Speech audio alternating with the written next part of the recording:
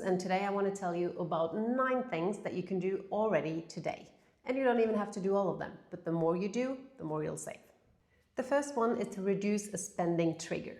And what is a spending trigger? A spending trigger is something that makes you spend money. A typical example is an app, a shopping app that gives you a notification, or it could be an email newsletter. So I want you to delete an app, or at least stop the notification, and to unsubscribe from the emails. And the important thing is that you'll have to unsubscribe from the emails that you actually like. Your favorite shops, the ones that makes you want to spend money, the ones that make you think that you need this, that this is a good offer, I'm never going to find this later. The marketers are trained to giving you needs that you didn't have. But if you don't even receive the emails, you don't receive the notification, you don't even have to think about whether you need it or not, because you don't know. You don't know about their sale. So you will not get tempted to buy. Now, the second thing I want you to do is to go to your kitchen and plan out the next 7 days of meals based on what you already own. I showed this process in my last video, and it was so freeing to know that I had everything I need for the next 7 days and I did not go to the store even once that week, and it saved me money. So open your fridge, open your pantry, open your freezer, and make sure that food gets eaten first. Number 3 is a favorite of mine, and that is to go through your subscriptions. There is so many monthly payments now, there's apps, there's subscriptions, and it doesn't cost a lot. But since there's a lot of them, and you have to pay for them every single month, it all adds up. So I want you to log into your bank account and see what were the things last month that you paid for that is a reoccurring thing. And if you can cut one of them, you'll save that 12 times a year. So it is worth looking into, even though it seems small. This month I reduced my cloud storage by deleting a bunch of old videos.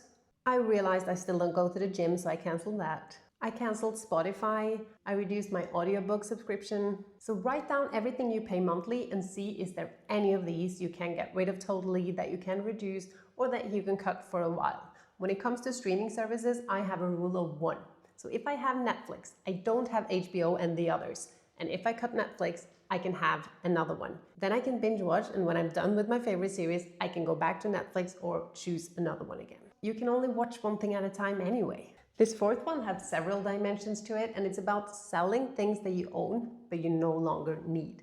So it could be like hiking gear or some sports equipment, some winter stuff. It could be things that your kids have outgrown, your old cell phone, some clothes, your sofa. I don't know what you have that you don't need, but I'm sure there is something. Because on one side, if you sell something on Marketplace, you'll make some money of it. But the reason I want you to do it today is to realize how much you own and that you probably don't need anything new. For this one, I want you to find pen and paper and write down all the activities that you like to do. Focus on the free ones or the low-cost ones, and make the ones that are expensive a luxury that you do every now and then, but focus on doing much more of the free and low spending activities. And when you invite friends over, when you have a date, when you're going out with your family, choose to do the cheaper and free activities instead of always doing the costly ones. When was the last time you played a board game, went to the library, or took a long walk with a friend in nature? This one is a boring one, but it can save you more than any of the other tips. If you have a mortgage, check your interest rate. Could you negotiate it? Can you change banks? Can you refinance? Even if the percentual difference between your old mortgage and the new is low, because it's about a lot of money, it adds up and it ends up saving you a lot of money in the end. So it's worth looking into. And if you don't have a mortgage, do the same with insurance. Do you have all the insurances you need? Do you have double of some insurances? Because maybe you have some insurances through work and then you don't need to have them privately too. Check if there's any better offers available. Boring, I know, but really worth it. Then I want you to declutter your bathroom. Yes, your bathroom.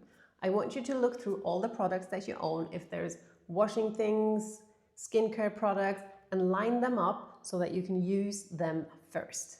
You're not allowed to buy new toothpaste once you have 3 at home. You're not allowed to buy a new face cream because you have 3, 5, or 7 of them laying at home. Makeup, same thing. Use what you have, and then the joy of buying something new when you really need it is much greater, and I want you to have that. And of course, we have to talk about electricity.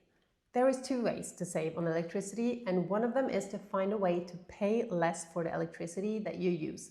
The other one is to use less electricity. At least where I live, most of the electricity goes to heating. So if you can put down the thermostat and use less electricity on heating, that's going to save you money. I said the mortgage might be the biggest one of these tips, but this can save you way more in the long run. It might seem a bit strange, and it's not about deciding how you think about money, but it's about deciding how you think about yourself in relation to money. And instead of saying, I'm trying to save, the trying is problematic in itself because it's not setting you up for success. So it's about taking the decision making away from motivation and rather around identity. If I say, I'm smart with money, there are a lot of things that I automatically don't do because I am someone who's smart with money.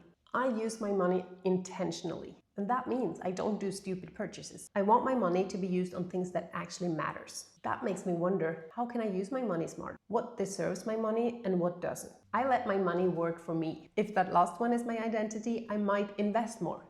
I might think I cannot waste my money because I need them to do smart things for me. And that is a lot different from I should be better with money. I wish I could save money.